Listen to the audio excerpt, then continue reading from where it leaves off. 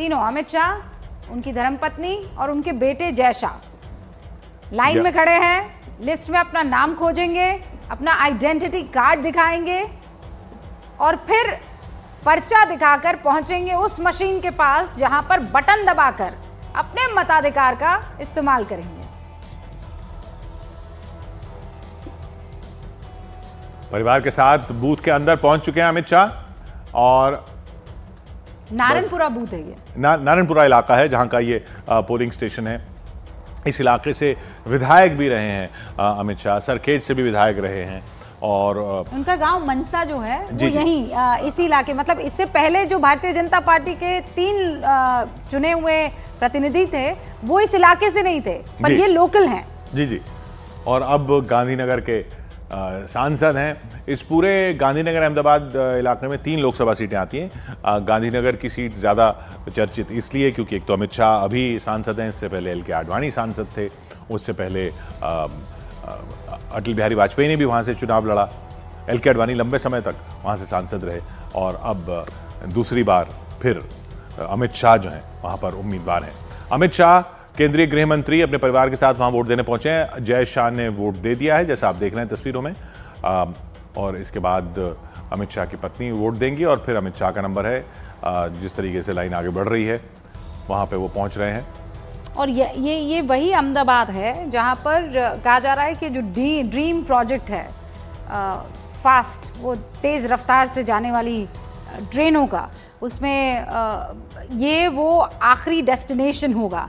ऐसे बहुत सारे चेंजेस और दावे और वादे गांधीनगर में एक सांसद के नाते भी और वहाँ का एक लोकल होने के नाते भी, न सिर्फ अमित शाह ने बल्कि प्रधानमंत्री नरेंद्र मोदी ने भी, वो भी गुजरात से ताल्लुक़ रखते हैं, मुख्यमंत्री रहे हैं, वहीं से राजनीति का र सीखा है।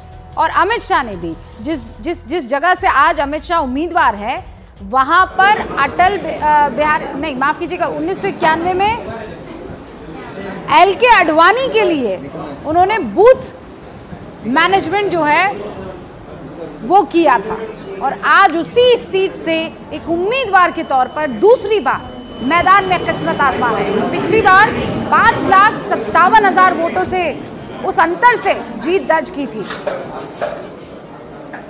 और विक्ट्री साइन बताते हुए इस बार अमित शाह ने टारगेट रखा है गुजरात की सभी सीटों पर 5 लाख के मार्जिन का। पिछली बार भी सभी सीटों पर बीजेपी की जीत हुई थी, एक सीट तो निर्विरोध जीती गई है बीजेपी, तो वहां पर तो 5 लाख का मार्जिन होने वाला नहीं है क्योंकि वहां तो निर्विरोध ही हो चुका है, तो वो सारा का सारा मार्जिन ही उनका हो चुका है।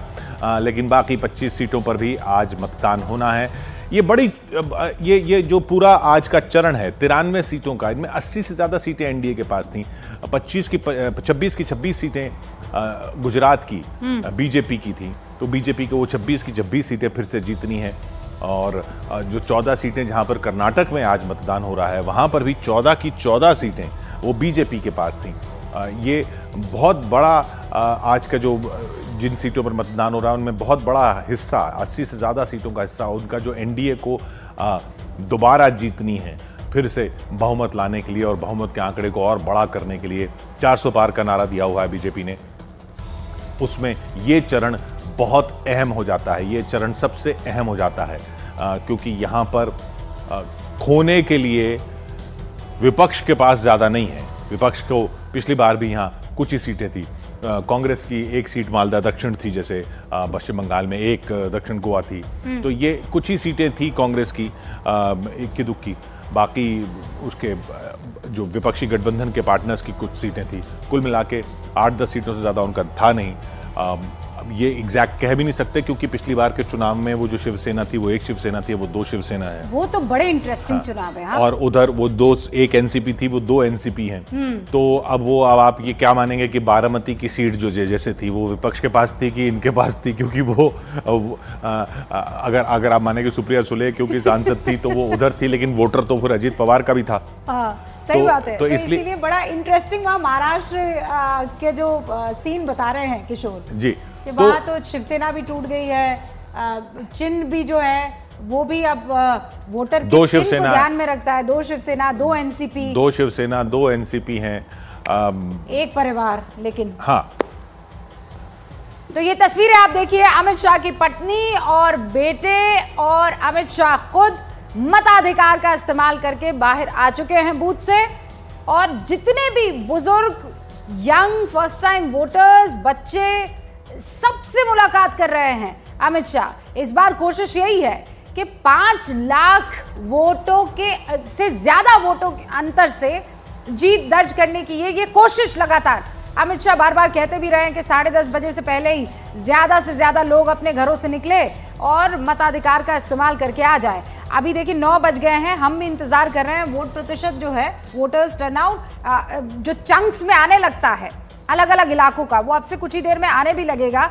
लेकिन ये 2 पावरफुल तस्वीरें इस वक्त स्क्रीन पर आपके सामने, दोनों ही गुजरात से आ रही है। एक है देश के प्रधानमंत्री नरेंद्र मोदी की, जिन्होंने वोट डाल दिया है। दूसरी अब से कुछ सेकंड्स पहले, कुछ मिनट पहले आई है अमित शाह की, गृह मंत्री देश के, जिन्होंने अपने वोटिंग राइट को एक्सरसाइज किया है। यहाँ दोनों अपना वोट डाल चुके हैं, दोनों अहमदाबाद में अपना वोट डाल चुके हैं। प्रधानमंत्री भी अपना वोट डाल के आगे निकल गए हैं अपने बाकी कार्यक्रमों के लिए। अमित शाह वहां मौजूद हैं अहमदाबाद में, अभी अभी उन्होंने वोट डाला है। ये गुजरात की सभी सीटों पर आज मतदान है। कुल मिलाकर 93 सीटों पर मतदान है। आज के चरण के बाद 4 चरण और बचेंगे, 4 हफ्ते और बचेंगे नतीजों को। 4 चरणों में इसके बाद और मतदान होना है, कुल 7 चरणों का। और फिर 4 जून को नतीजे आएंगे 2024 के। न्यूज़ 18 इंडिया देखना है किशोर, वहां सुबह से आपके पास एक एक अंक जो है लेकर हाजिर होंगे। न्यूज़ 18 इंडिया पर 4 जून को आपको जुड़ना ही है।